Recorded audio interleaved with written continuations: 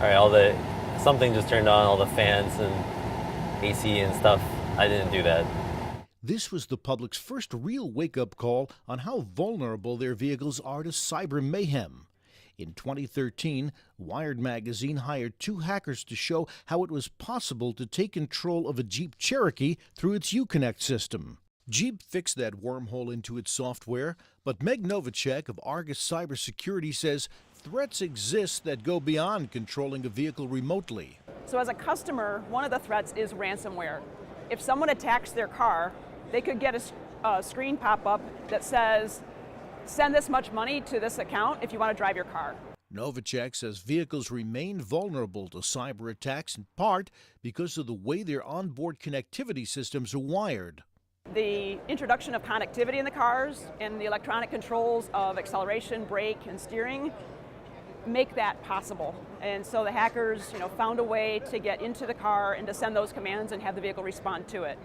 Appearing at the SAE's industry event in Detroit, former U.S. Transportation Secretary Anthony Fox said real cybersecurity won't be possible until automakers and suppliers beef up their technologies. If you look at supply chains, a lot of the OEMs use the same suppliers. And so a lot of the code is the same from one car to another car. And if the code is Flintstones era, and you've got Jetsons era hackers.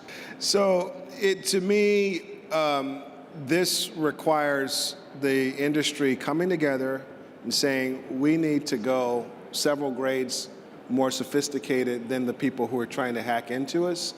Argus's Meg Novacek says companies like hers are working with the industry to indeed raise their games and lower drivers' vulnerability to cyber attacks. So Argus provides high explainability data, and what that does is that enables the automaker to identify the vulnerability that the hacker's using to get into the system. She believes the public is safer as the industry learns more about the technology and tightens its security, but warns there's still a lot more work to be done. Ed Garston, First Shift.